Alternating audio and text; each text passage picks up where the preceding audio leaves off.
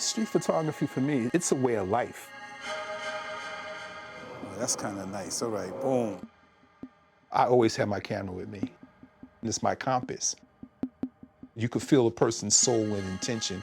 If I engage them in conversation, I could learn from them.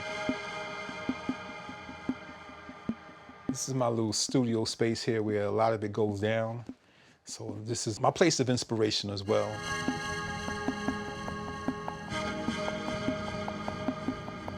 I remember when I first started out photography, I had a critic look at my work.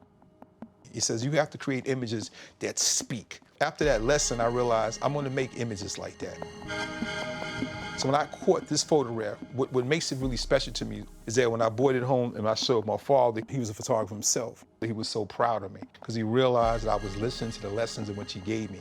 My father drilled me on light and speed. He wanted me to analyze the situation, to get an image that provokes thought.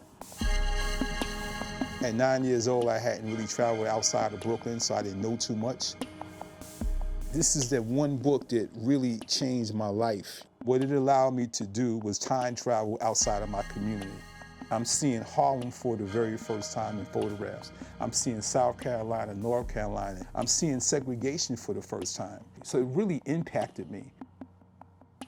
In a sense, that book became a guide for me as a young black boy to navigate through the hardships of life, having to deal with racism in America. This particular photograph right here that really caught my eye, We Must Have Justice. It showed me the power of photography. And I knew at this point that photography was a really instrumental tool in telling stories. What we're looking at here is a very extensive body of work that spans over 40 years. This is a theme that I embarked on back in 1980 upon returning home from the military after being stationed in Germany throughout much of the 1970s. One of the things that my father taught me, he told me the importance of having themes. So one of the things that I decided to focus on was the subway system. And what I liked about it was the fact that I had an opportunity to connect with a lot of people. Subject matter was endless. I was almost like an explorer.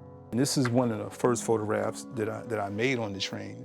Here I am returning back to the States after being in the military where billions of dollars is spent on warfare, but I'm returning back to New York City where there's so much poverty and mental illness. I wanted people to be empathetic, to understand that this is someone's child, something happened to this particular person. And then as time would move on, I would just document the people. Love is the foundation of a lot of my work, both in the subways and in the street itself.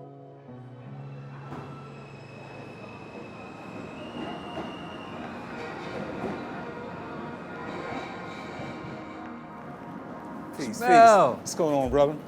Peace, King. How are you? Everything's good. You good. So psychologically, it's deep for me because this is my old neighborhood. So it's kind of like good to be back. I have so many memories here. This train station alone right here.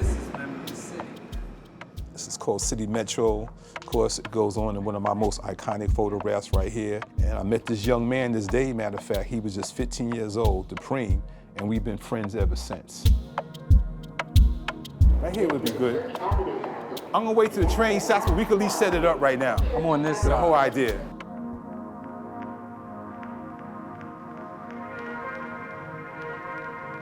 This picture right here in particular, this right here, I was in high school at the time. I ran into my boy and we were serious and we were all about the mind. It was all about living by a code of righteousness. And I look in that young man's eye and I see the fire. And this image really captured that. At this moment, with everything that was going on in society during that time, I felt that you young men represented hope. It's a beautiful thing because now you can mark your place in history. And one thing that he said, one day it'll all make sense.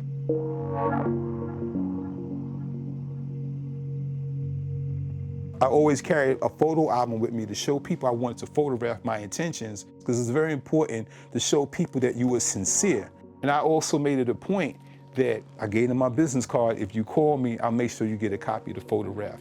And that was very important for me. And I didn't want nothing in return. So it was about having conversations, and then the photographs became evidence of a conversation. Even till this very moment, people are writing me and telling me about the photographs I took of them some 20, 30, 40 years ago. Right now, you're in a second part of my studio space. The heavy lifting goes down here. gathering up work for 3 new book projects that are coming out. My creative process and archival process really involves me going through a lot of work and breaking those bodies of work down into different themes.